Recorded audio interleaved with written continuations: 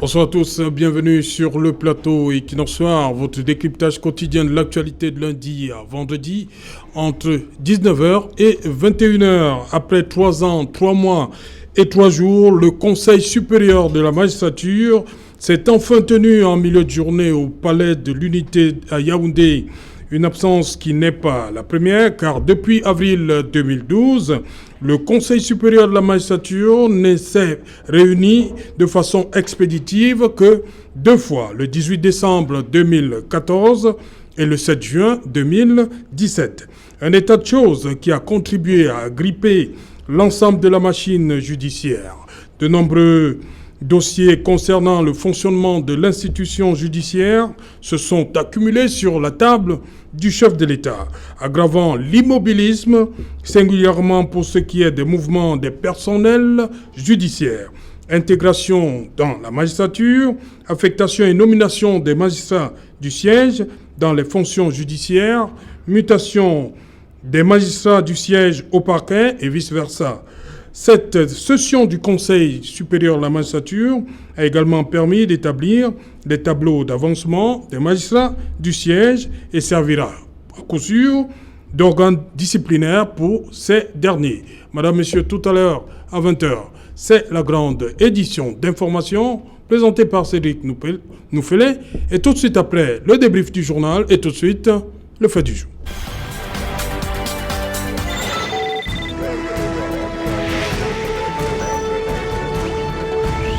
Conseil supérieur de la magistrature vers un nouveau départ, c'est une interrogation. Pour tenter de répondre à celle-ci, nous avons invité sur ce plateau Maître Fabien Kenyé, avocat au barreau du Cameroun. Bonsoir Maître, bienvenue.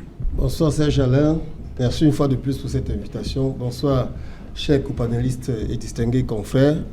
Bonsoir aux millions de téléspectateurs de Equinox Soir, je voudrais dire millions avec S, au rang desquels je voudrais particulièrement saluer la diaspora agissante au Cameroun dont le cœur bat spécifiquement ces derniers temps pour le Cameroun. Bonsoir. Ok. Maître Narcisse Commun, bonsoir et bienvenue. Bon retour, je dois dire. Merci.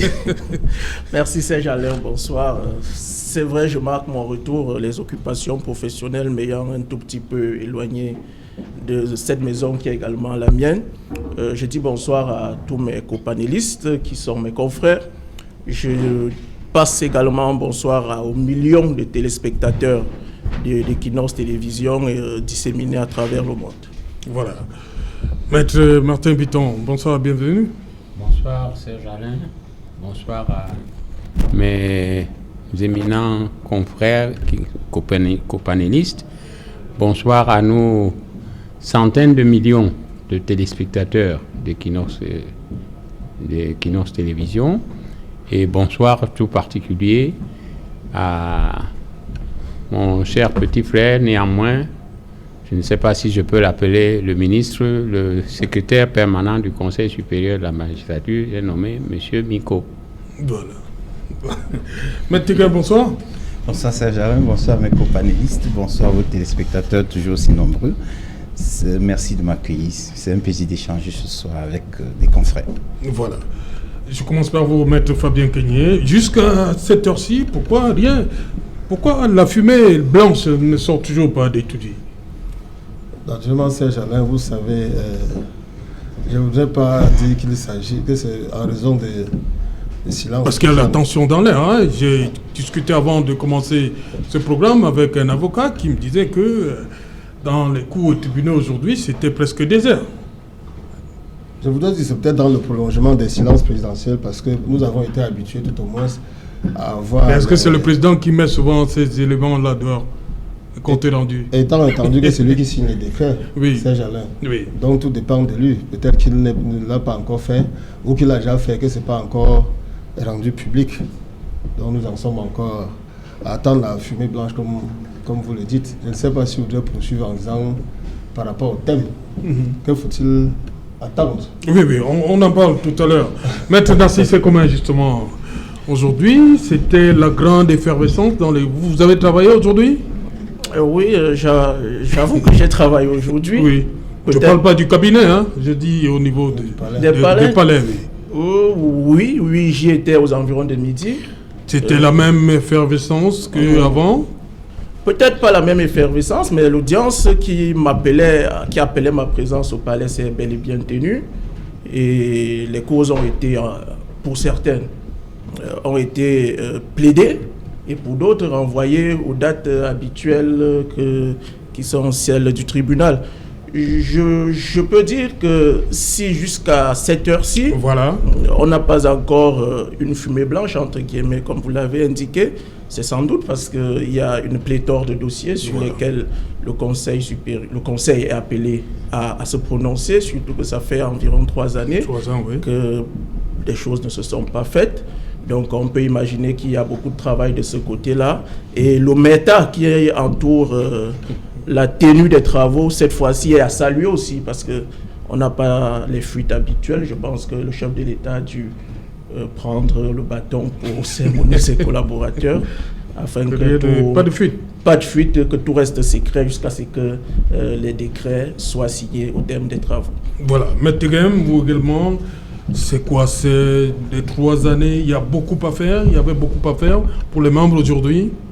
Écoutez, beaucoup à faire, je ne pense pas que ce soit une séance spéciale. C'est un conseil supérieur de la magistrature, présidé par son Excellence, Monsieur le Président de la République, en tant que garant de l'indépendance du pouvoir judiciaire.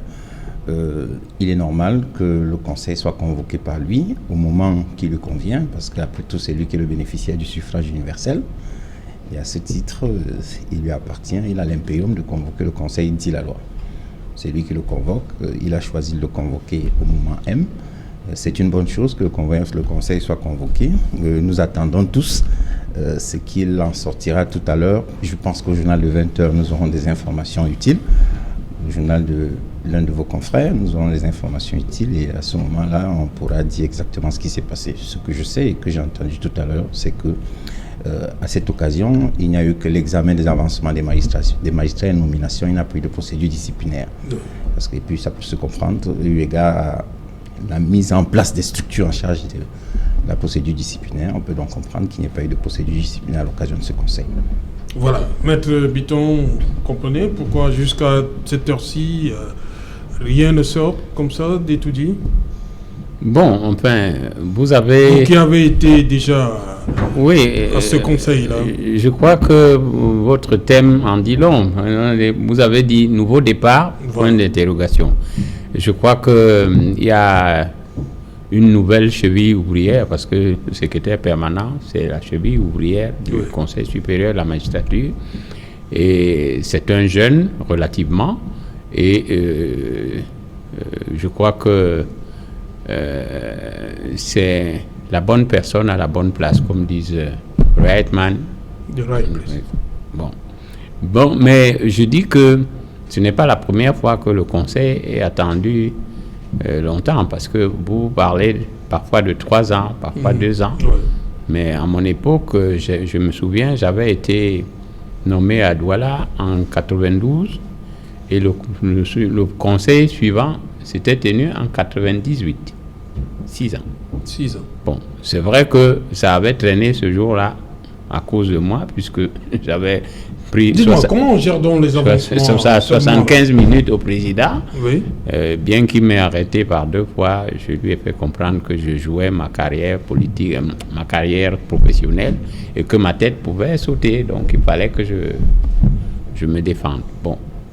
Mais pour l'atmosphère, évidemment, généralement, tout le monde est démobilisé. Personne n'a le cœur à l'ouvrage parce qu'on ne sait pas à quelle sauce on sera mangé. Vous pouvez partir... Surtout quand on se reproche des choses? Non, mais par disons, le hasard, n'est-ce pas, des affectations, on peut partir de Bafia comme j'étais parti pour me retrouver à Yagua. Et c'est pas le Cameroun, Yagua? Ah, mais justement, c'est le Cameroun. Mais pour certains, c'était une punition parce qu'on ne comprenait pas que je sois sorti comme affecté à Yaoundé, Bafia, Yaoundé Mbalmayo comme président et procureur, Mbalmayo Bafia, et puis paf, de Bafia à Yagua.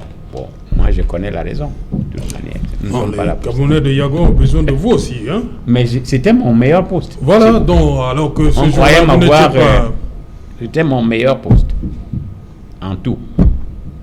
J'étais éloigné, mais la vie était moins chère par rapport à ici.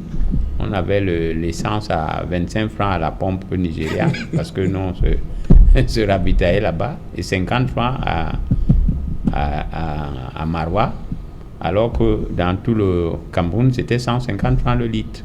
Et voilà. Je peux citer comme ça beaucoup de choses. Je reviens à vous, M. Teguem. Vous avez fait une annonce tout à l'heure, je m'accroche à elle. Vous dites qu'il n'y a pas de procédure disciplinaire.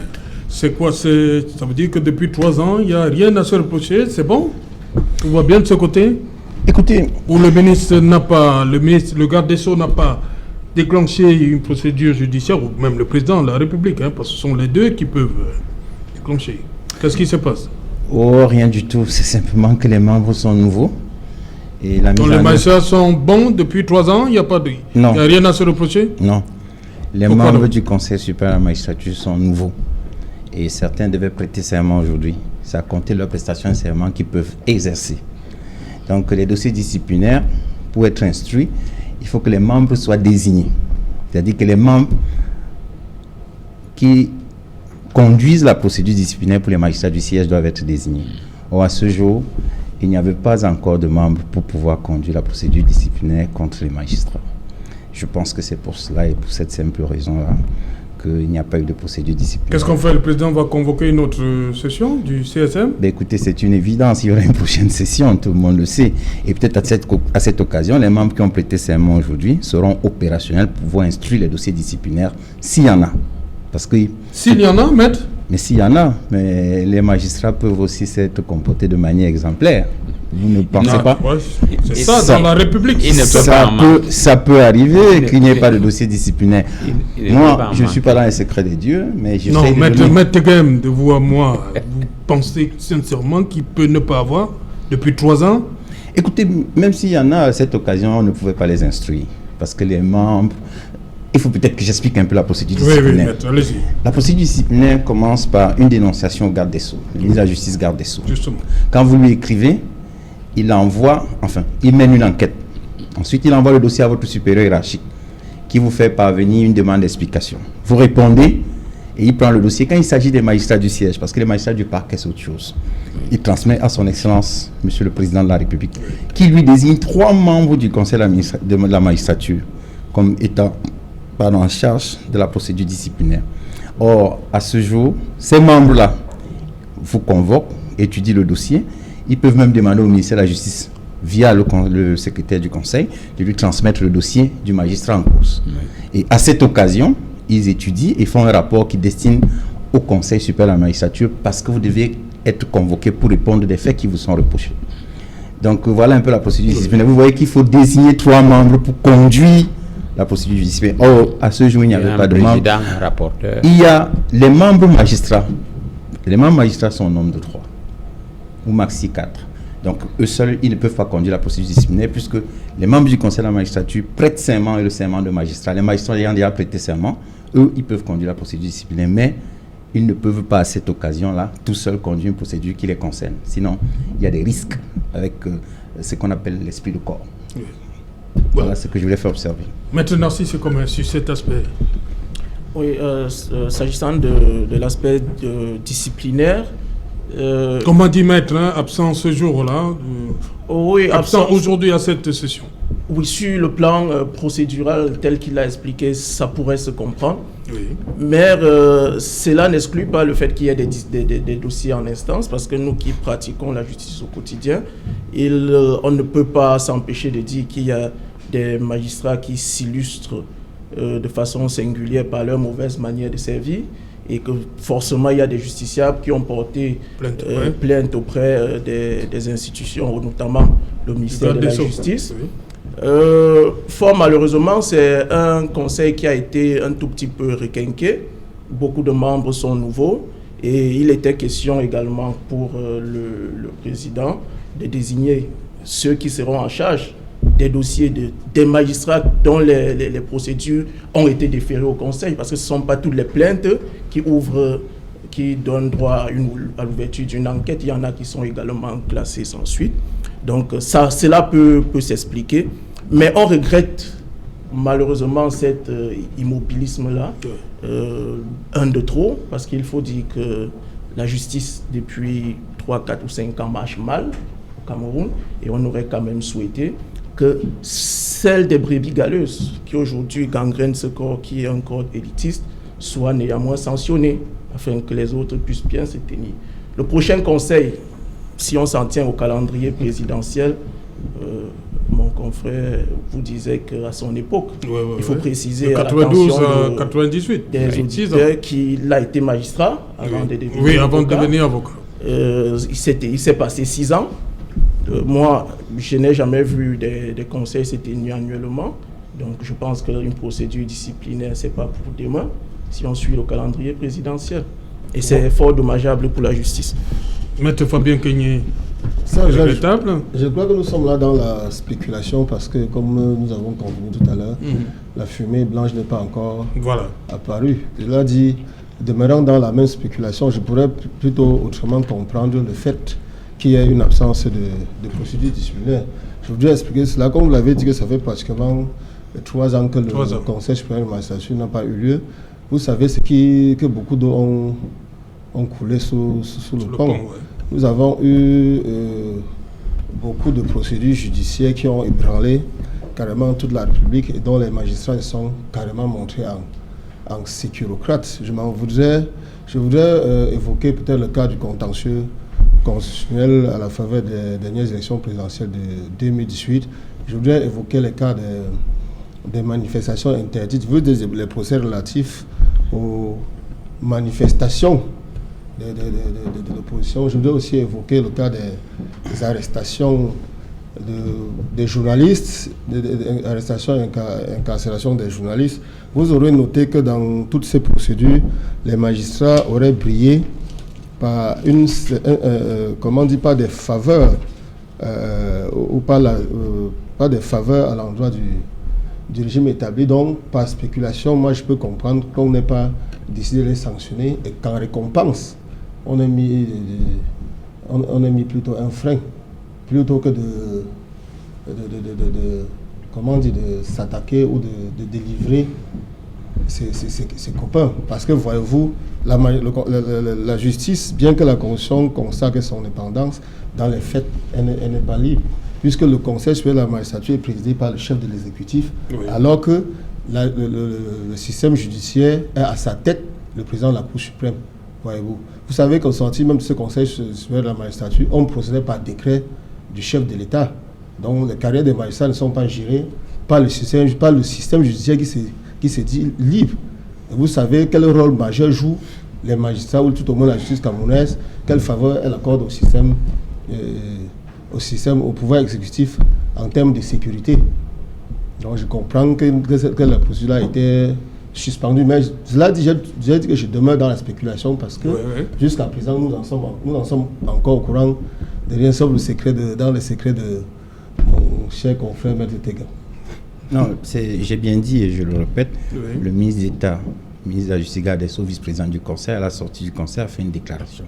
Il a dit qu'ils n'ont pas instruit le dossier disciplinaire. Je m'en tiens à ce que j'ai entendu, c'était une source journal de 17h. Voilà. Donc je donne la source. Ok.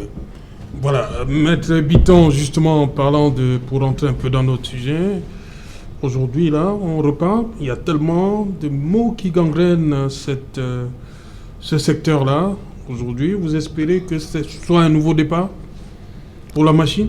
Oui, en tout cas, on espère qu'il y aura un nouveau départ et cette fois-là, que le départ sera positif.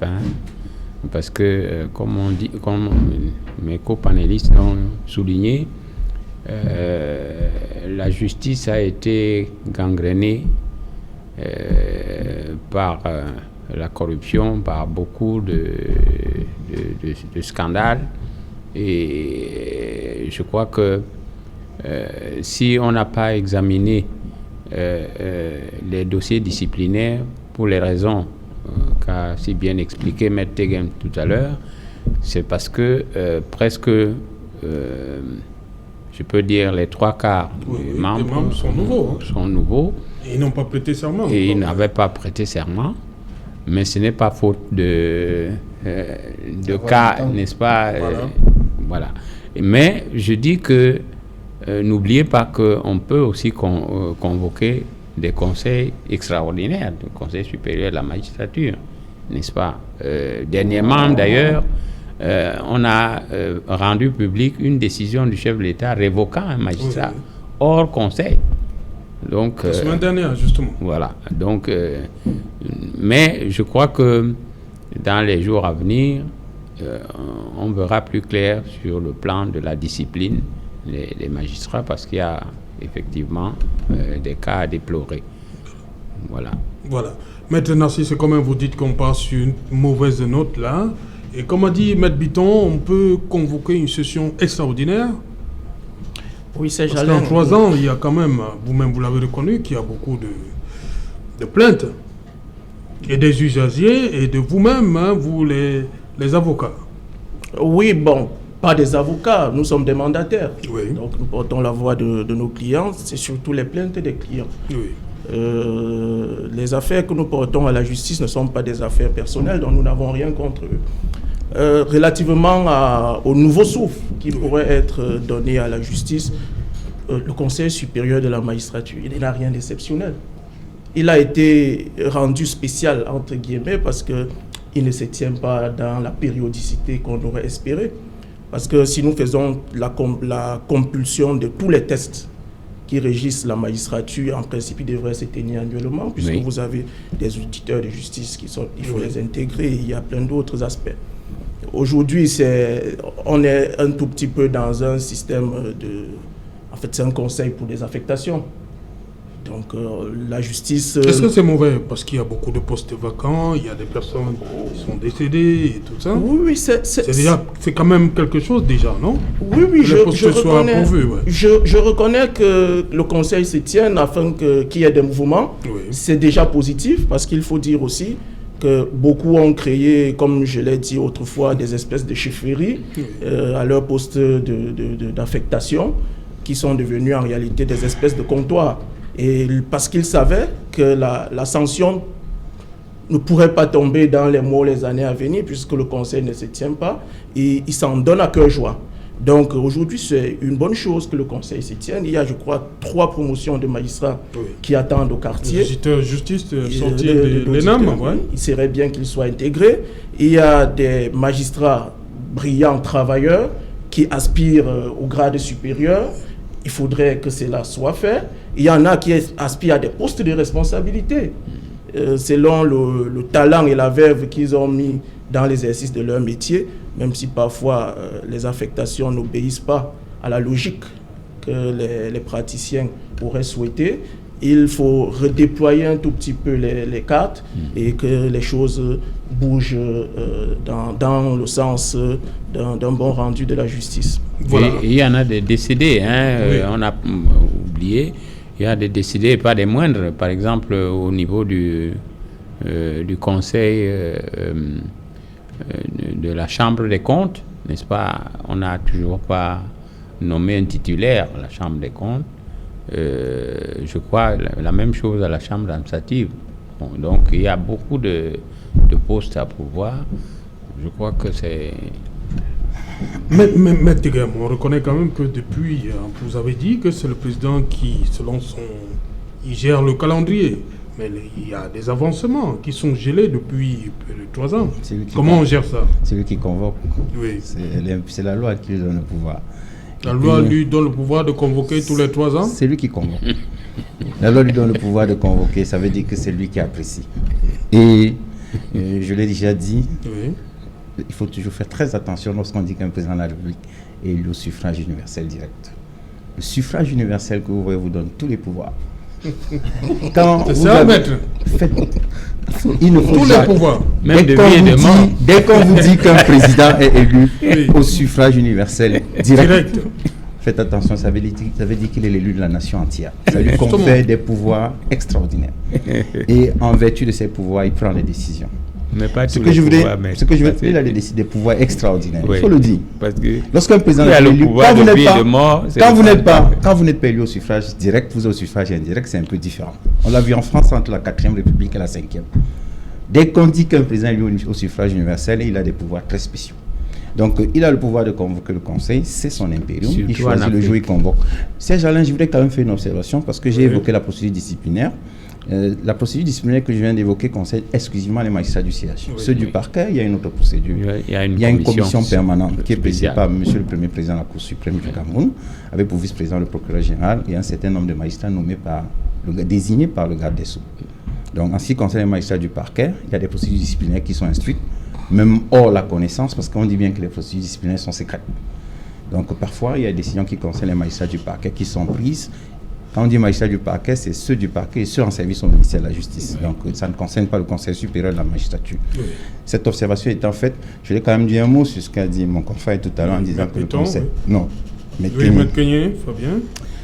Moi, je dis toujours, voyez-vous, chers confrères, si on vous confie la gestion de la justice, vous allez voir que ce n'est pas ce que vous pensez.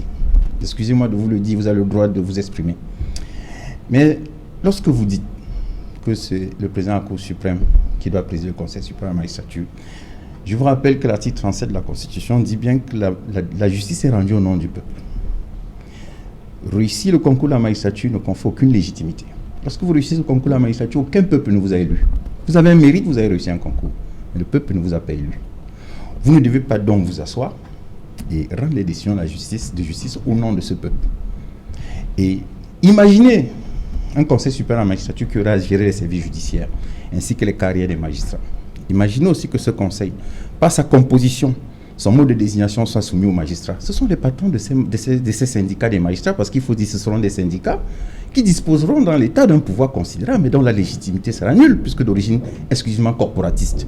On ne peut pas confier un pouvoir dans l'État à une corporation. C'est un grand danger, puisque lorsque vous entendez tous les mots en isme, islamisme, les mots en isme, ce sont des mots toujours très dangereux, le corporatisme et tout ça. Parce que désormais, ils auront un pouvoir dans l'État, ils s'asseyent, ils prennent des décisions, et puis ils se contrôlent entre eux, ils sont entre eux.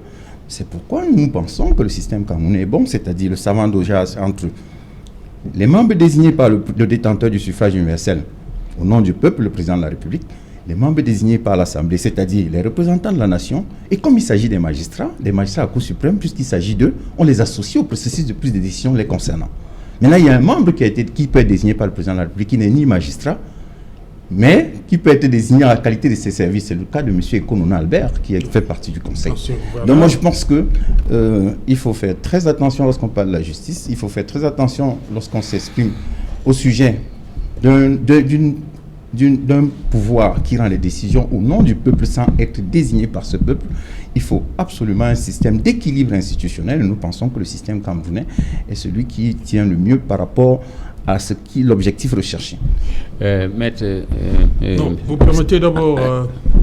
parce que j'ai... Oui, Maître Kenyé, une minute. Voilà. Oui, je voulais rebondir parce que mon cher confrère a dit des choses. Quand il dit que le système camerounais est bon, ça veut dire que le système africain, parce qu'il ressemble à beaucoup d'autres, que le système africain est bon.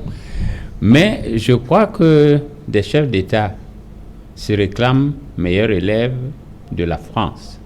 Il n'y a pas que le nôtre, il y en a d'autres qui se sont réclamés meilleurs élèves de la France. Qu'est-ce qui se passe en France? Comme il prétend que c'est bon. Mais en Afrique, en général, et au Cameroun en particulier, la seule personne, fût-elle élue au suffrage universel, la seule personne est chef de l'exécutif, chef du judiciaire, chef du législatif, parce que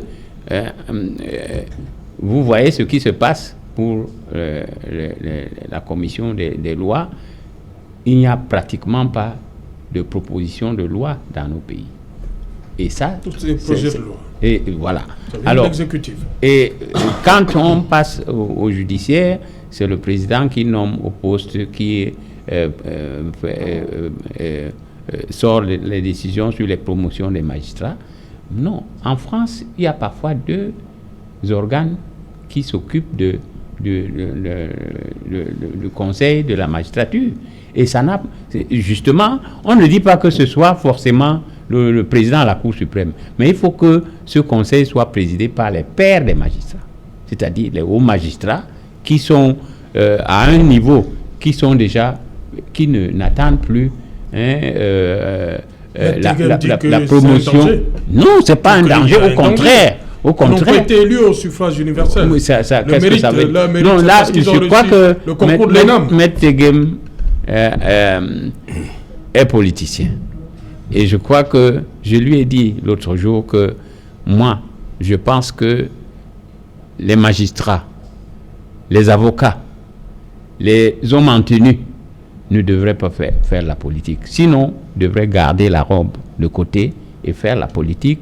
Bon, après, reprendre cette robe, puisque n'importe qui peut nous solliciter pour le défendre. On ne doit pas... Bon, je crois que c'est une déformation politique de sa part, parce qu'il a toujours tendance à, disons, à justifier parfois l'injusticiable, parce que... Non, on ne fait pas le procès de Maître Tegem. Non. Ça, moi, je parle des politiciens, presque tous. Quand je parle de Maître Tegem comme du RDPC, je parle la même chose pour les gens du MRC, de l'UPC et tout. C'est-à-dire qu'ils ramènent tout à la politique. La chapelle politique. Alors qu'ici, on doit, n'est-ce pas, réfléchir sur le plan général et sur le plan, n'est-ce pas, de la démocratie et des libertés des hommes. Ok. Maître Fabien Kenyé, Maître Tegem vous a interpellé. On ne devrait pas confier ça au père.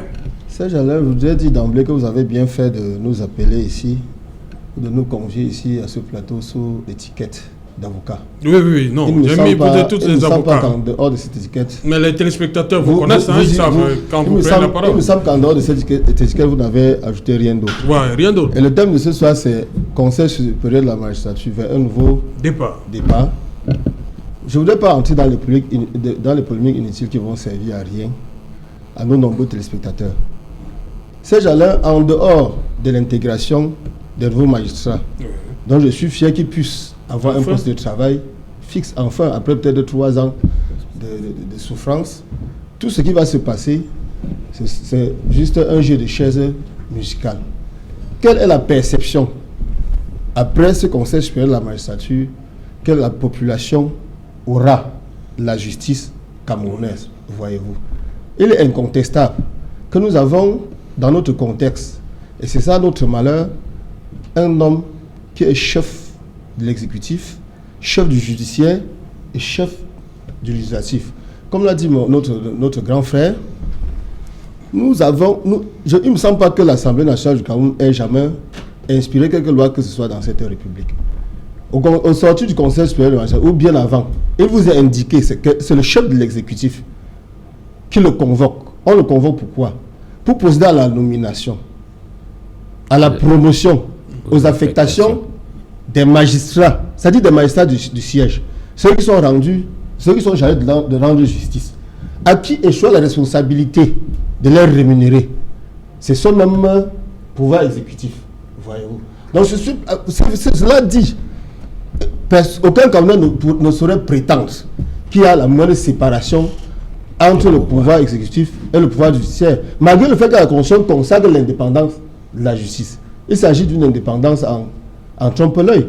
Donc, comme je vous l'ai dit, nous ne sommes pas venus ici peut-être pour se tirer. Nous parlons en tant qu'acteurs de la justice. C'est-à-dire pour qu'on puisse pour faire des suggestions, pour voir dans quelle mesure on peut améliorer le fonctionnement de la justice. Au sortir de ce Conseil supérieur de la magistrature, beaucoup de privilégiés vont perdre leur poste au profit des autres. Comme l'a dit mon confrère, il y en a plein que leurs bureaux sont transformés en comptoir et nous le savons. Et ils sont totalement, je dis bien totalement, à quelques rares exceptions près, infidèles à l'administration. Il a eu parfois que dans des procès, nous le vivons au quotidien, que pour rendre des justices, même entre des particuliers, c'est-à-dire entre des personnes privées, les magistrats suspendent des audiences pour demander des instructions au niveau de leur hiérarchie. Hiérarchie dont le sommet, c'est le chef de l'État. Il faut se le dire, pour qu'on puisse améliorer les choses, aller de l'avant. Nous n'avons pas une justice indépendante, il faut en convenir. Nous devons le dire. Je voudrais peut-être faire une observation par rapport à ce que Maître Ekomé a dit en ce qui concerne la profession d'avocat. Bien que nous soyons mandataires, Ce n'est pas nous sommes certains mandataires de nos clients, mais nous vivons d'eux. Voyez-vous, lorsqu'une décision est par exemple rendue et qu'elle n'est pas exécutée, nos honoraires proviennent de quoi? Donc nous souffrons autant que ces justiciables si nous ne partageons pas leur souffrance. Nous ne serons pas suffisamment mandataires, bien que nous le sommes. Voilà, justement, Maître Narcisse, c'est comme je voulais embrayer sur cette question. Vous êtes, on dit, des décisions sont rendues, mais vous avez de la peine à les appliquer. Parce qu'il manque le dernier élément. Le factum. Voilà. Oui, Parfois, ils sont même affectés. On m'a parlé d'un qui a fait le tour de 3 villes. Même jusque-là, il manque le factum. Oui, Fabien pose un problème qui est récurrent, qui a des origines lointaines. Mais je voudrais avant de répondre, revenir à ce que Tegem a dit à propos des pouvoirs exorbitants, extraordinaires et illimités du président de la République, pour lui dire que j'ai l'impression qu'on n'est pas dans une démocratie, parce que même si vous êtes élu au suffrage universel, vos pouvoirs sont limités par la loi. Et en l'état, le président de la République a certes pris l'habitude de convoquer le Conseil quand bon lui semble, mais quand vous faites l'exégèse des tests, il devrait le faire annuellement. Maintenant, venant à la question portant sur la rédaction des décisions de justice. Oui, voilà. C'est véritablement problématique chez nous. Dans la région du littoral, où nous exerçons principalement, même si nous sommes parfois appelés à nous rendre ailleurs, la justice est à l'arrêt. La justice est à l'arrêt parce que vous avez des décisions qui ont été rendues depuis des lustres. Je suivais, je pense, le bâtonnier Tchunga sur l'un de vos plateaux, il y a peut-être, je crois, l'année dernière, Oui. qui disait qu'il a une décision qui depuis Oui, c'était sur ce plateau. Il était assis. N'a pas été exécutée. Donc il y a des tares comme ça qui sont légion. Et vous avez beau porter votre voix vers des instances supérieures, personne ne vous répond. Et pourquoi personne ne vous répond? Et c'est là où je vais embrayer sur le développement que M. Tegem a fait sur l'indépendance de la justice. Il est acquis que le système judiciaire chez nous n'est pas indépendant. Mais il ne faut pas tendre aussi vers un gouvernement des juges. On n'est pas encore prêt pour laisser les juges se gérer eux-mêmes. On n'est pas prêt pour ça. Parce que sur le plan moral, sur le plan éthique, ils ne sont pas prêts pour le faire. Vous avez beau, je prends un exemple simple. Quand vous ne voulez pas saisir, par exemple, le conseil ou le ministre, parce que parfois vous vous dites, bon, je préfère régler cette affaire avec le magistrat que j'ai en face, vous vous adressez à sa hiérarchie, mais aucune ligne n'est fléchie. Donc vous avez des personnes qui se comportent comme une espèce de syndicat et qui ne sont pas prêtes à sanctionner leurs propres membres. Donc à mon sens, le système est perfectible. Mais de là à une indépendance totale, entre guillemets, de là à un gouvernement des juges, il faut faire très attention. Parce que si on avait des personnes pétries de valeurs, parce que lorsqu'on vous parle des hauts magistrats, c'est-à-dire ceux qui, après une vingtaine ou une trentaine d'années de carrière, comme le fut mon confrère Biton, sont peut-être appelés à la Cour suprême. Mais vous avez des magistrats qui partent des tribunaux de première instance avec leur tard et qui finissent par atterrir à la Cour suprême parce que le système d'avancement chez nous n'obéit à aucune logique. Une cooptation. C'est une cooptation, ce n'est pas un système d'avancement au mérite. Vous avez des magistrats dont 90% des décisions sont réformées, mais qui avancent comme lettre à la poste. Vous en avez qui sont très méritants, et j'en connais plusieurs, autant dans la vieille génération que dans la jeune, mais qui subissent des frustrations énormes, parce qu'ils sont peu enclins à obéir aux ordres de la hiérarchie. Et cela pose effectivement le problème d'indépendance dont parlait mon confrère Kenye Fabien, et qui malheureusement stagne, ne passe pas, n'ont pas des avancements dans les termes requis, n'ont pas de poste d'affectation de qualité, parce qu'il faut dire aujourd'hui que l'affectation est devenue chez nous une sanction disciplinaire. Voilà, oui. Avant, je voudrais compléter quelque chose par rapport à ce qu'il a dit concernant l'indépendance de la justice. La justice camerounaise peut être totalement indépendante. Voyez-vous, dans d'autres pays, il se trouve, lorsqu'on parle d'indépendance, il y a des garanties suffisantes. C'est-à-dire la nomination même des magistrats est validée par certaines commissions dont l'honnêteté ou la rectitude morale ne souffre aucune contestation. Ça, c'est peut-être l'une des garanties pour que le magistrat soit indépendant. Et il y a par exemple le fait, comme en France, où un magistrat du siège ne peut pas être affecté s'il n'a pas donné sans son accord. Si un magistrat le sait, n'est-ce pas, ça, c'est pour lui une garantie. Donc, ce qui pose problème par rapport à l'indépendance de la justice qu'on envisage dans notre pays, c'est le problème des réseaux qui part du début jusqu'au sommet à travers un homme le plus puissant. S'il y a des garanties pour que le magistrat puisse exercer sa fonction, les garanties s'entendent aussi, par exemple, de l'aisance financière. Parce que nous ignorons que nos magistrats ne sont pas suffisamment payés. C'est pour ça qu'ils font la course à l'argent, et c'est ça, cette course à l'argent ne nourrit pas la corruption. Donc autant de choses, s'ils sont suffisamment rémunérés, ils sont à l'abri des tentations financières, entre autres. Donc la justice camerounaise peut suffisamment être indépendante. C'est vrai qu'il n'y a pas d'indépendance parfaite, mais on peut y aller à travers certaines garanties que le peuple peut mettre sur place. Nous avons des experts en cette matière qui peuvent bien le faire. Voilà, Maître Tegem, je vais revenir sur la rédaction des décisions. Comme évoquait Maître Ecomain tout à l'heure, est-ce que ce n'est pas un véritable problème, un casse-tête dans ce domaine? Écoutez, permettez-moi d'abord de dire un mot. Maître Bitton et Maître Kenyé, vous avez parlé de la France. La réforme date de quand? Elle n'a pas 5 ans, la réforme en France. La France était comme nous, elle est quand même il n'y a pas longtemps. Mais écoutez, vous n'allez pas prendre un pays qui a 2 siècles. Les syndicats de la magistrature en France datent de 5 ans. La réforme. Non, moi je parle des syndicats. Non, elle ne date pas de 5 ans. Chez nous, on ne veut même pas une amicale des magistrats. Je vous dis que la réforme n'est pas plus vieille que 5 ans. Puisque jusque-là en France, le Conseil supérieur de la magistrature était présidé par son Excellence, Monsieur le Président de la République française. Oui. Et en France comme au Cameroun, il y avait un système, un savant dosage entre l'équilibre institutionnel comme ici, le Parlement, la justice et l'exécutif. Et je dis institutionnel. Je parle de 3 institutions. Et je poursuis en disant que lorsque on dit que le président de la République est président du Conseil supérieur de la magistrature, en réalité, la magistrature est indépendante du pouvoir exécutif et du pouvoir législatif. Le président de la République est garant de cette indépendance. Et il est assisté dans cette mission par le Conseil supérieur de la magistrature, qui est un organe mis en place pour l'assister dans sa mission d'indépendance. Maintenant, au sujet des factums qui ne sont pas rédigés. Dans la procédure disciplinaire, effectivement, il y a un aspect qui concerne la rédaction des factums. Je pense que Maître Bitton le sait mieux que moi. Lorsqu'il y a une procédure disciplinaire, on peut vous demander, dans un temps déterminé, de rédiger toutes les décisions que vous avez rendues. Donc, lorsqu'une procédure disciplinaire est mise en mouvement contre un magistrat du siège, puisque c'est eux qui rédigent les décisions, ils ont l'obligation de rédiger toutes les décisions qui les concernent dans un espace de temps qui est défini par le ministre d'État, ministre de la Justice, garde des Sceaux. Donc, il y a toujours les moyens de pression sur les magistrats pour obtenir que les décisions soient rédigées. Je voudrais également faire observer que l'œuvre de justice n'est pas aisée. C'est vrai, on le dit, mais l'œuvre de justice n'est pas aisée, il faut le reconnaître.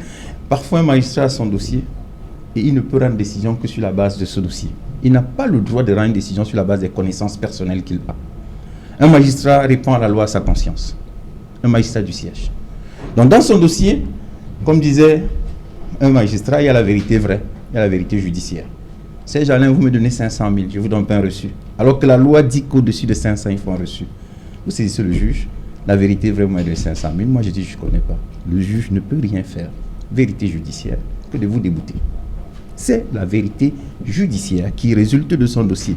Même si vous lui montrez off la procédure, que je lui ai donné l'argent, Maître Kenyé était là, Maître Gomet était là. Si eux, ils ne viennent pas pour le témoignage, votre dossier est vide, le magistrat ne vous donnera pas raison. Donc, il y a la vérité vraie, il y a la vérité judiciaire. Et la vérité judiciaire résulte exclusivement des pièces qu'il a dans son dossier. Je ne soutiens pas. Il ne faut pas qu'on fasse comme si je suis venu soutenir ou défendre, non. Moi, je dis, oui, il y a un travail à faire. Comme en toute chose au Cameroun, il y a un travail à faire. Pour que nous soyons cette république exemplaire que nous voulons construire, les gens ont toujours une tendance à croire que ça se passe au niveau du président de la République. C'est chacun d'entre nous, dans ce qu'il fait, qui bâtit l'exemplarité attendue. Si nous n'accompagnons pas l'exemplarité que nous réclamons, nous ne l'aurons pas.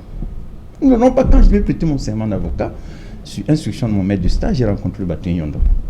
Le bâtonnier Yondo m'a dit, je ne m'oublierai jamais, Il m'avait demandé de rencontrer un certain nombre d'avocats et j'ai rencontré le bataillon. Il m'a dit, écoute jeune homme, demain est un grand jour pour toi. Tu devras dans tout ce que tu feras t'arranger à ne jamais induire un tribunal en erreur. Parce que le jour où tu le feras, tu cesseras d'être avocat. Donc, et il m'a dit, la qualité des décisions dépend aussi de la qualité des avocats. Donc tu devras chaque jour faire attention à ce que tu fais et toujours t'arranger à ne pas induire un tribunal en erreur. Donc chacun d'entre nous doit jouer sa partition. Voilà ce que je voulais faire observer, Serge. Est-ce que ça répond à la question qui est posée? Laquelle? Rédiger. J'ai posé le problème de fait. Le fait que les magistrats ne rédigent pas leurs décisions. Voilà. Les conséquences sont dramatiques. À quoi sert-il pour un justiciable de saisir la justice et de ne jamais rentrer dans ses droits? Lorsque vous dites sur ce plateau que le magistrat qui n'a pas les pièces ou qui instruit un procès dans lequel la personne qui se plaint d'avoir été délestée de 500 000 francs n'a aucune preuve. Ce qui reste pour le magistrat, c'est qu'il n'y a pas absence de preuve. Personne ne le jugera. Personne ne le jugera. Ok, voilà, on revient après le journal. Bonsoir Cédric, au menu ce soir, Cédric. Bonsoir Serge Alain, bonsoir aux invités. Ce soir, nous parlerons de la réunion du Conseil supérieur de la magistrature, malgré les critiques des justiciables sur l'attitude des magistrats et les dysfonctionnements dans le système judiciaire. Aucun dossier disciplinaire n'a été enregistré durant la réunion qui s'est tenue au Palais de l'Unité à Yaoundé. Vous suivrez dans ce journal le communiqué de la présidente de la République annonçant un vaste mouvement au sein de la magistrature et la feuille de route prescrite par le président de ce conseil qui est le chef de l'État du Cameroun, Paul Biya. Nous évoquerons également dans le journal de 20h les critiques des populations d'Akak. Vous n'avez pas oublié cette bourgade située dans la région du Sud, là où le chef traditionnel avait tenu tête à l'autorité administrative afin de dénoncer des malversations liées à l'exploitation forestière. Le quotidien et le calvaire de ces populations sont évoqués dans le journal de 20h. Et ce soir, ce sont deux feuilletons macabres à suivre. Dans quelques instants, d'abord, ce feuilleton survenu sur l'axe Bafoussam-Fumbot, là où près de 12 morts ont été enregistrés à la suite d'un accident impliquant un véhicule faisant du transport clandestin. Et enfin, dans la ville de Douala, ce sont deux enfants qui sont morts après avoir ingurgité un repas douteux avec leur père. Mais celui-ci a survécu. Les circonstances encore floues de ce drame suscitent émoi et consternation. Nous en parlerons dans quelques instants. C'est Alain. Voilà, madame, monsieur, c'est donc la fin de cette première partie Equinox Soir. On se retrouve après le 20h de Cédric pour Equinox Soir. Deuxième partie, ce sera le temps du débrief. Toujours en compagnie de Maître Ekomé, Maître Teguem, Maître Kenyé ainsi que Maître Biton.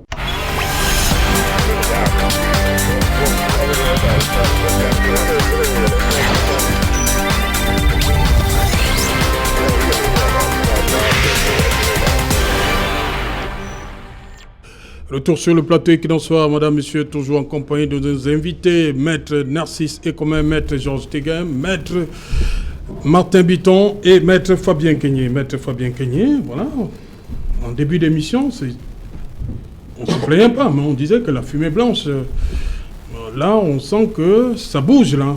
Ce que vous avez tant souhaité, qu'il y ait des mouvements. Nous en sommes encore aux spéculations sur, on parle de vaste mouvement. Ce que nous retenons, c'est qu'il y a eu un séisme, mais que pourtant à retenir, toujours est-il que nous aurions souhaité qu'il y ait quand même un vaste mouvement qui est annoncé pour que les choses puissent...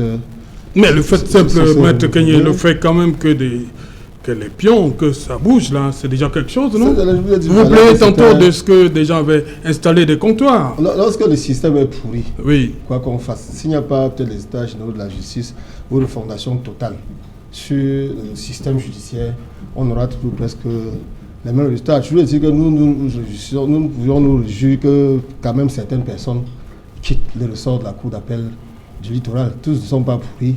Mais voyez-vous, nous avons évoqué tout à l'heure, je crois que c'était mon confrère Narcisse, comme des situations où vous avez une décision de justice qui est rendue après pratiquement 2 ans où vous ne pouvez pas enlever soit les expressions, soit les grosses et plus grosses pour exécuter. À ce moment-là, quoi, c'est la justice. Et du fait comment dire, des agissements malsains, j'ai eu, Serge Alain, à mon grand regret, à perdre carrément un client. Du simple fait que le client me voyait impuissant face à cette justice qui rendait la décision et qui ne l'exécutait pas. Donc, moi je veux dire qu'en dehors de la promotion et de l'intégration de quelques des anciens officiers de justice, je n'entendrai rien, quitte à ce que ceux qui seront affectés ou ceux qui vont avoir des promotions montrent le contraire. Les magistrats en principe n'ont aucun problème avec les avocats. Nous les aimons bien parce que sans eux, nous n'existons peut-être pas. Mais ce que nous demandions, c'est tout simplement qu'ils rendent une saine et bonne justice, ce qui n'est pas souvent le cas. Si vous permettez, je vais vous citer un autre exemple. Nous avons un dossier au tribunal de première instance de Douala Bounanjo, qui est renvoyé depuis février 2019. Ça dit bientôt 2 ans. Pour les réquisitions du ministère public. Voyez-vous, Serge Alain. Qu'est-ce que les gens peuvent en attendre de ce genre de justice? Vous avez par exemple au tribunal, au cours des débats, vous demandez à un magistrat de se déclarer incompétent, c'est-à-dire qu'il est inapte à connaître de votre procédure. Il vous dit, il vous le crache devant la face que je ne rends pas la décision, alors que la loi lui impose de décider de sa compétence avant de poursuivre les débats. Et décide, il vous dit, je n'écris rien, je ne décide rien, et dit poursuivons les débats sur le fond. Vous protestez, vous sortez même de la salle, il rend sa décision. C'est ce que nous avons eu à constater lors des procès dits ou des procès politiques. Vous savez, vous êtes sans ignorer que vous avez plein de vos collègues.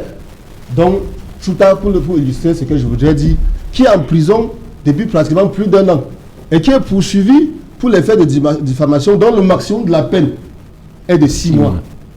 Lorsqu'une justice se comporte comme ça, Serge Alain, peut-on parler de justice? C'est honteux pour nous. Ok. Maître Narcisse, c'est comment? Le simple fait de savoir qu'il y a un mouvement, vous, quelque part, ça vous... Comment vous sentez?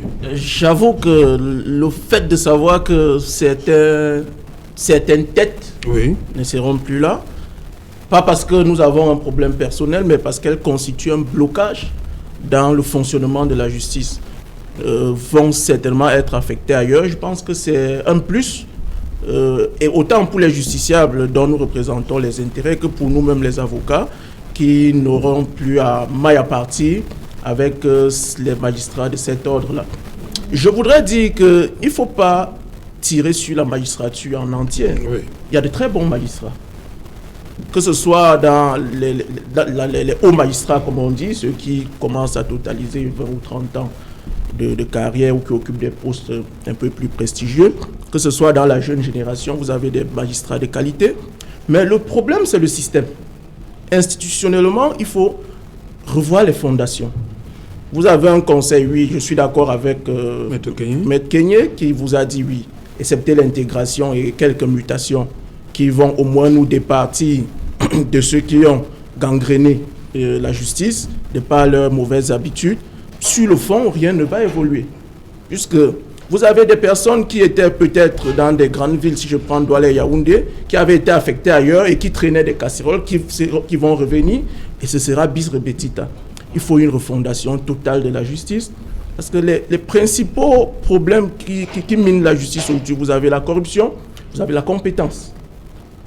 Quand Maître Fabien Kenyé parle de ce magistrat qui refuse obstinément de se prononcer sur une question de compétence, ce n'est pas le système qui est en cause, oui. Mais c'est la qualité personnelle, c'est un individu. Il y a un problème de compétence et cela dérive également de l'accès aux grandes écoles. Parce qu'il faut dire aujourd'hui que l'ENAM est une école dont il faut revoir les fondations.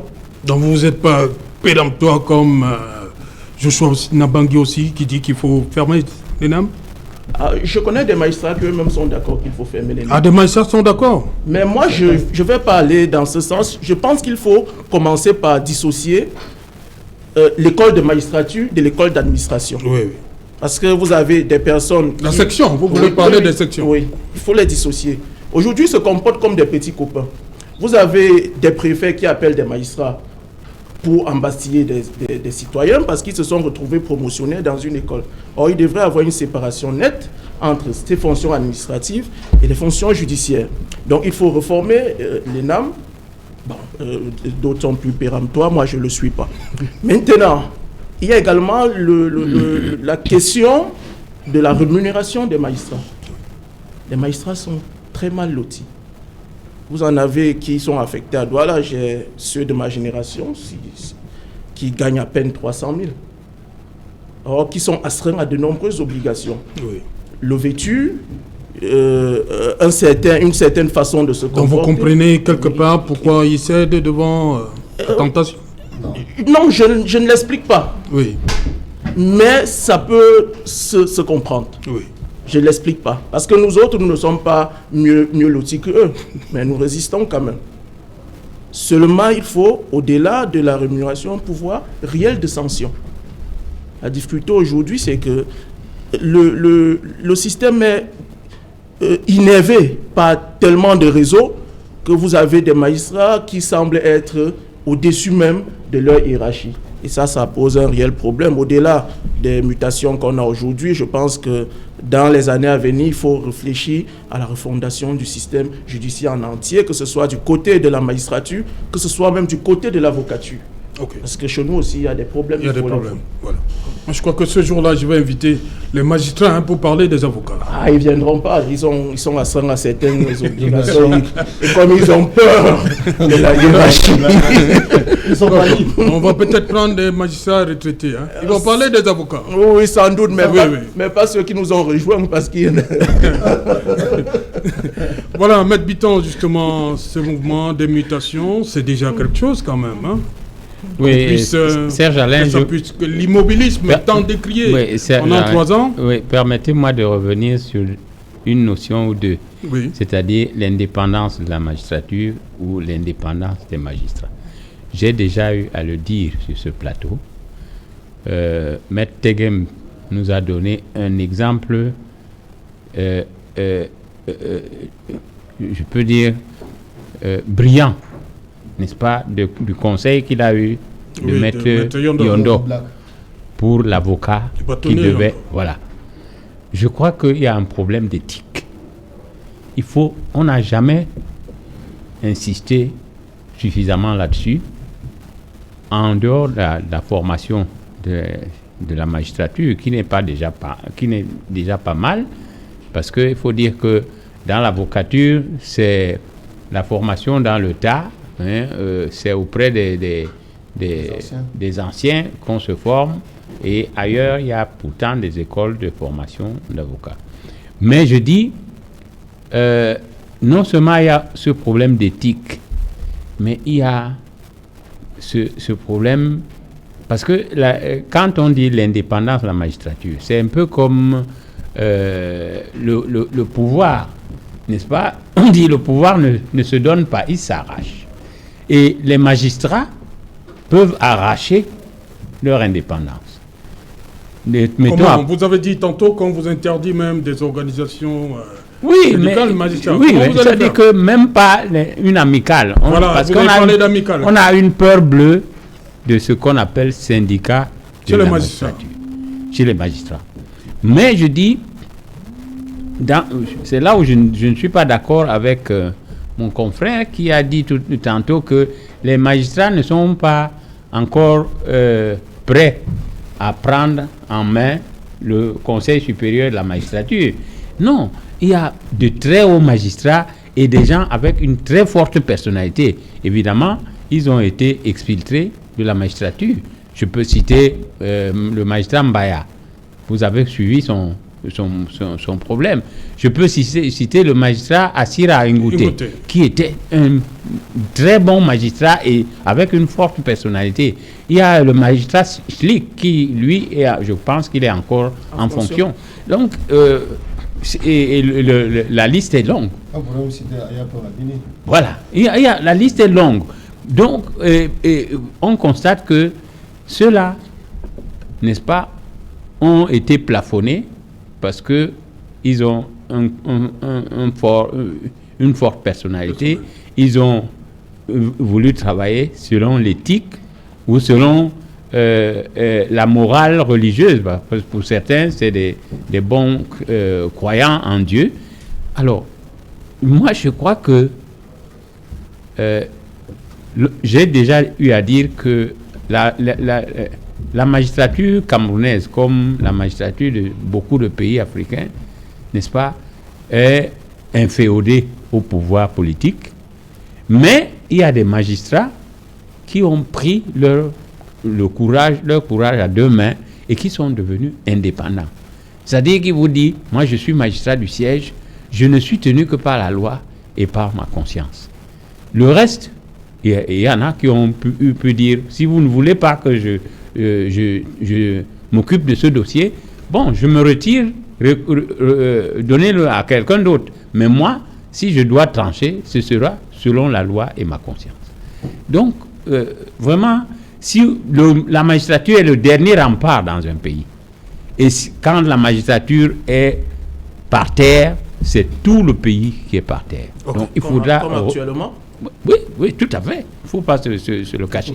Donc, il faut, comme j'ai eu à le dire ici, des nouvelles intelligences pour s'asseoir et repenser, n'est-ce pas, un concept comme le concept de la magistrature. Parce qu'il faut le reconnaître, nous avons été infantilisés par nos anciens colons. Regardez le code CIMA. Il a été fait à l'image des patrons, n'est-ce pas, expatriés. Regardez le même OHADA. Ça a été fait en France. Hein. Ce n'est pas du tout les magistrats et les avocats africains. Quand vous voyez bien, c'est l'ancienne colonie qui a, n'est-ce pas, formé le droit OHADA et pour protéger leurs intérêts. Okay. Et nous ne pouvons plus accepter ça. Voilà, après 60 ans d'indépendance. Maître Kegem, les mutations, aussi l'intégration des auditeurs de justice, section commande law, une bonne chose. Surtout pour la partie anglophone du Cameroun. Je me fais sur un plateau laisser dire qu'on insulte l'intelligence des Africains. L'OHADA, c'est une œuvre africaine. Non. Notre code, le code OHADA. C'est le traité de 1993. 1993, le traité de Port-Louis qui a institué l'OHADA. Ce sont des juristes africains. Nous avons des mérites, chers confrères. Il ne faut pas laisser sur un plateau dire ce que vous venez de dire. Comme si on n'a pas des magistrats ou alors des juristes talentueux. En Afrique, on en a. Le Cameroun particulièrement en a.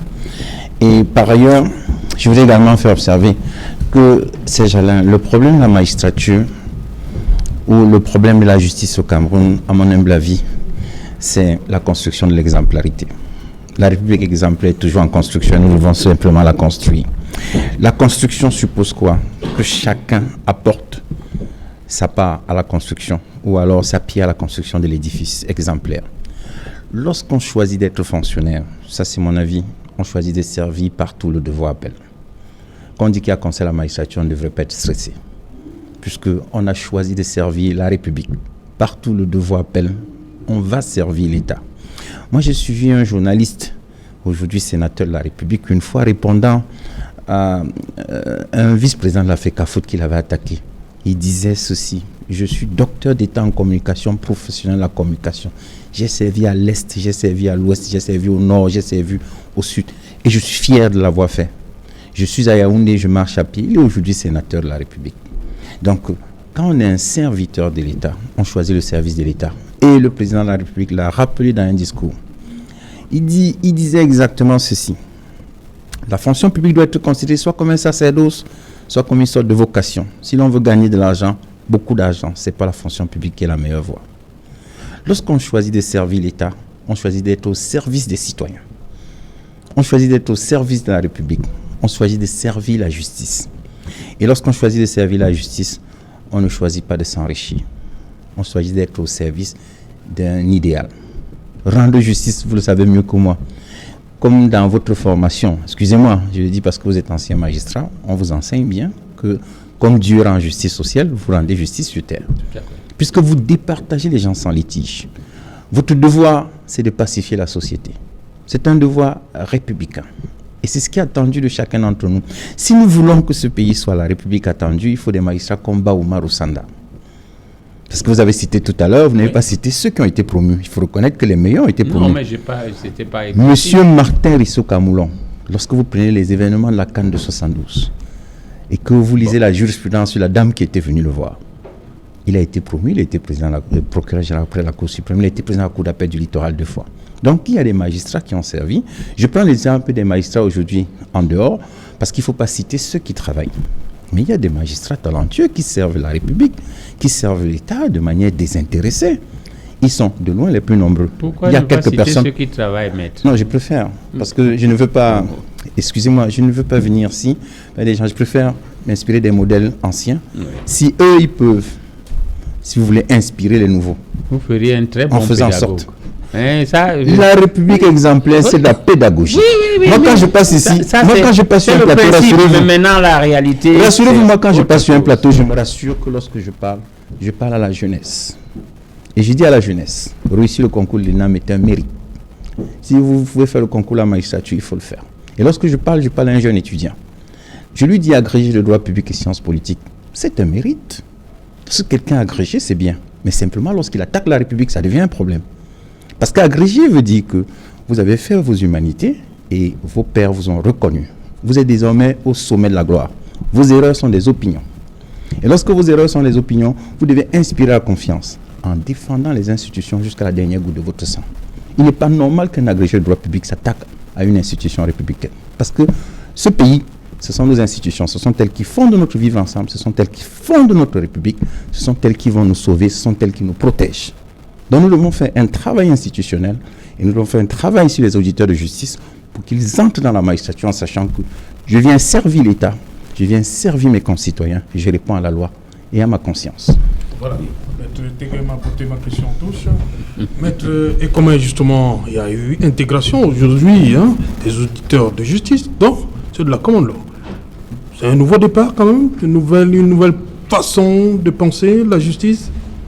Oui, je pense que c'est... On fonde beaucoup d'espoir sur ce qu'on a intégré aujourd'hui?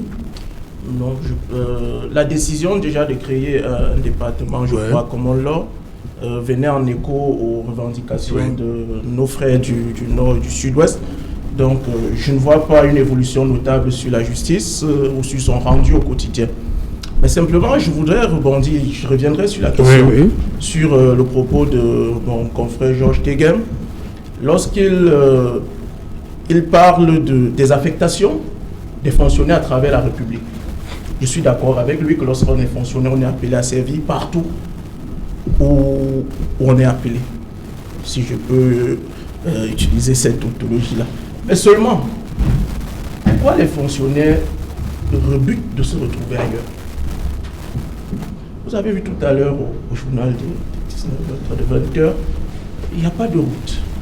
Alors, si on vous affecte dans une localité comme celle que venait de nous présenter M. Cédric Noufélé, il va de soi que vous n'êtes pas dans le bon esprit pour vous rendre là-bas. Si vous prenez l'exemple de la France que vous aimez bien, Georges, mais toutes les routes sont carrossables là-bas, les gens ont de l'eau potable, les gens ont de l'électricité. Mais lorsque vous prenez un magistrat qui a été habitué à servir à Kribi, Douala, Edea, et que vous l'amenez quelque part dans le sud profond, vers le pays organisateur où il n'y a plus de route, mais il va de soi qu'il considère cette affectation comme une sanction. Et à ce moment-là, vous ne pouvez pas considérer que celui-là est appelé à servir partout. Vous avez beaucoup de magistrats qui abandonnent leur famille dans les villes pour aller servir ailleurs parce qu'il n'y a pas de moyens de locomotion, il n'y a pas de voie, il n'y a pas de voie de communication. C'est un problème de développement. Et il n'est pas bon de poser des grands principes alors que dans la pratique, la réalité est tout autre. Revenant sur les magistrats de la common law, c'est une avancée parce que l'une des plaintes de nos confrères dans les régions anglophones, c'était que la justice était rendue en français. Aujourd'hui, il y aura un peu plus de magistrats d'expression anglaise qui pourront être affectés dans cette région. Je pense que ça facilite aussi et ça promeut un meilleur rendu de la justice. Mais seulement, la question de fond, elle reste, est-ce que, au sortir de ce Conseil supérieur de la magistrature, le sentiment des justiciables sera que quelque chose aura évolué? Je dis non. Votre avis aussi, Maître Kenyé? Tout à fait, Serge Alain. Je voudrais dire que lorsque mon confrère, Maître Teguem, a eu fini de dire que nous sommes en République exemplaire, a eu fini de faire sa pédagogie sur les obligations professionnelles des magistrats ou sur le patriotisme, que reste-t-il de notre justice? Rien du tout. Vous savez, nous avons des investisseurs qui fuient. Ils ne veulent pas arriver au Cameroun parce qu'ils n'ont pas confiance dans la justice. Vous connaissez les exacerbations des populations qui de plus en plus se rendent justice. Vous avez vu, par exemple, tout à l'heure, un chef de l'État qui défie l'autorité. Cela n'est pas concevable dans un État de droit. Mais vous avez vu que cette autorité a été rejetée. Pourquoi? Cette autorité est totalement rejetée parce qu'ils en ont ras-le-bol. C'est le simple fait qu'on ne respecte aucun droit dans ce pays. Et la garantie du respect des droits, sur tous les plans, que ce soit droits humains, économiques ou toute autre chose, à qui incombe cette responsabilité? À la justice. Pour venir au cas des magistrats de la Common Law qui ont été intégrés, pour moi, il s'agit là d'une solution cosmétique. Vous n'êtes pas sans insinuer le conflit ou la guerre de sécession qui est livrée aujourd'hui au Cameroun entre une partie, la guerre de sécession avec une partie de mais le problème de départ, c'était les francophones qui rendaient la justice là-bas. Le problème n'a pas été résolu, il s'est complexifié. Comment ça? Le système judiciaire anglo-saxon n'est pas seulement composé de magistrats, de la formation de magistrats en langue anglaise. C'est tout un système, comme nous avons le système francophone, nous avons hérité du droit latin. Ils ont leur propre loi. Là-bas, on juge souvent la jurisprudence. C'est tout un système qu'il faut remodeler. Okay. Donc, le fait d'affecter les magistrats n'enlèvera rien. Et tant que nous apportons des solutions cosmétiques à ce genre de solutions, nous ne résolvons rien du tout. Merci. Bonsoir Sylvestre Hippolyte Zangaou. Bonsoir Serge Alain. Dans un instant, 100% foot au menu ce soir, Sylvestre. Un titre principal ce soir, 22 résidences à 22 lieux indomptables de la campagne italienne en 1990, vous l'avez compris. 30 ans après, le chef de l'État a décidé d'ordonner une nouvelle fois la matérialisation de cette promesse qu'il a eu à faire à cette cuvée conduite par Stéphane Tato, décédé récemment. Et nos invités ce soir, les bénéficiaires, deux d'entre eux font partie des invités 100% foot. Roger Funba, qui sera l'un de nos invités, Jules Denis Onana également. Mais nous avons choisi ce soir de vous proposer plusieurs générations de lieux indomptables du Cameroun pour aborder cette question. C'est pourquoi la génération de 82 sera également avec nous, et Nanga Zozo, et Beb Solo, et puis la génération de 2000 qui réclame elle aussi la reconnaissance. Elle sera représentée par Serge Branco depuis l'Allemagne ce soir. Voilà donc le plateau de 100% foot ce soir. Serge Alain du Beaumonte. Voilà, merci. Merci Sylvestre. On va regarder tout à l'heure 100% foot. Maître Tigem, je veux votre avis là-dessus. Ce qui aurait dû être fait en 90, c'est ça qu'on doit comprendre. Écoutez, il me semble que le président de la République a pris une décision et au moment de son implémentation, il y aurait eu des... Mais 30 ans quand même, Maître Tigem. Mais écoutez, il vaut mieux, comme vous avez dit tantôt, tard que jamais. Oui. Mais la réalité, c'est que le président de la République avait pris une décision et au moment de son implémentation, il y a eu des exagérations. Ce n'était donc plus la décision de son Excellence, Monsieur le Président de la République. Et tant que ce n'est pas sa décision, vous comprenez bien qu'on ne puisse pas l'exécuter. Oui. Lorsqu'il y a une instruction présidentielle, elle doit être exécutée dans toute sa rigueur et exactement l'instruction qui a été donnée. À partir du moment où elle a été modifiée, ce n'est plus l'instruction présidentielle, on ne pouvait donc pas l'exécuter. Voilà. Mais 30 ans pour exécuter une décision présidentielle. Oui, 30 ans. Le président est égal à lui-même. Oui. Parce que quand il a dit à un certain... À Roger Mila, je vous verrez, ça a pris du temps. Donc, je crois que son système de gouvernance, c'est, n'est-ce pas, la tempérance, c'est... Il faut être patient avec le président Biya. Voilà, il donne le temps au temps. Ceux qui ne sont pas patients, ils ne comprennent rien. C'est que vous ne l'avez pas compris. Mettez comment? Non, mais Serge Alain, c'est tout simplement de l'inertie. Lorsque vous donnez une instruction, vous devez veiller à ce qu'elle soit appliquée. Oui. Si vous ne veillez pas à ce qu'elle soit appliquée, c'est que vous n'êtes pas un bon gestionnaire. C'est de l'inertie. Okay. Le président Biya, c'est lui qui critique le plus le fonctionnement des institutions.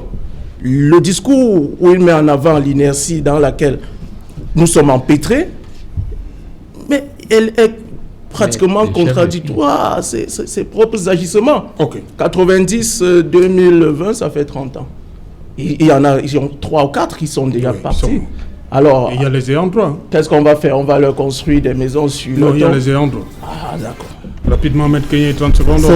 Faisant bien les propos de mon confrère Narcisse, et comme je voudrais tout simplement dire qu'à la faveur de nouvelles affectations, que les magistrats qui sont régis, les magistrats qui sont régis par leur conscience, et la loi prenne le courage pour mettre dehors tous les prisonniers politiques qui en sont, et donc certains meurent même pour rien, qui est quand même de la hauteur et qui comprennent qu'ils sont totalement indépendants du fait de leur statut et qui n'ont pas besoin d'être infuriés. Je voudrais dire, quand je parle des prisonniers politiques, je voudrais dire le vice-président du MLC, Mamadou Mouta, je voudrais dire certains prisonniers anglophones.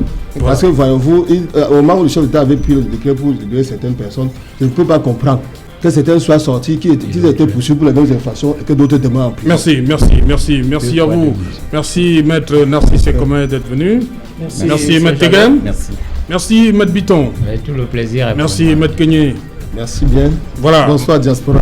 Voilà, madame, monsieur, nous sommes donc arrivés au terme de cette édition Equinox Soir. On se retrouve lundi 24 août, 19h. Bonsoir, Njombe.